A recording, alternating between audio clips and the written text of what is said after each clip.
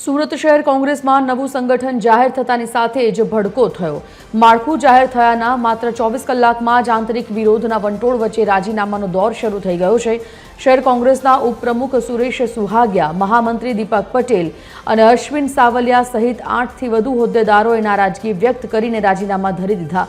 એક સાથે ઉપરા છાપરી રાજીનામા પડતા પક્ષમાં ખળભળાટ મચી ગયો છે અને હજી પણ વધુ રાજીનામા પડે તેવી પ્રબળ શક્યતાઓ સેવાઈ રહી છે।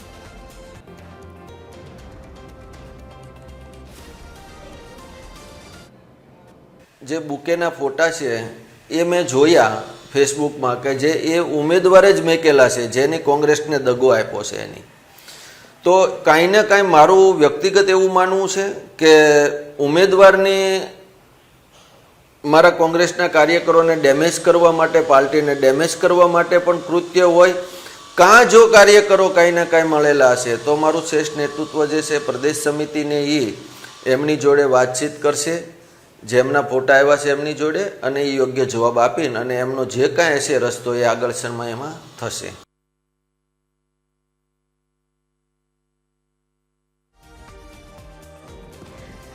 એસોસિએટ એડિટર દેવેન ચિત્તે ફોનલાઈન પર જોડાઈ ગયા છે। દેવેન, સુરત શહેર કોંગ્રેસને આ મોટો ફટકો, શું વિગત અને કેવી અસર તેની વર્તાશે?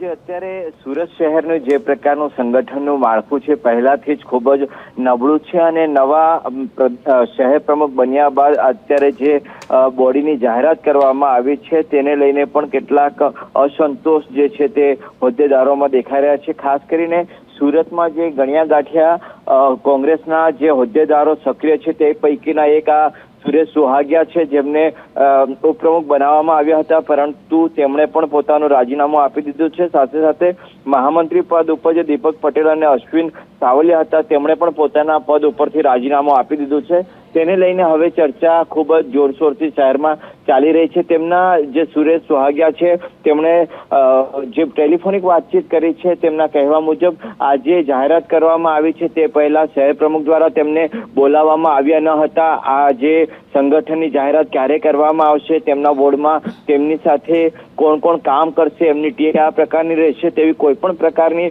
વાતચીત કર્યા વગર જ શહેર પ્રમુખ દ્વારા આ જે બોડી છે તે જાહેર કરી દીધી છે અને તેના કારણે હવે સંગઠનમાં પણ ભારે અસંતોષ દેખાઈ રહ્યો છે।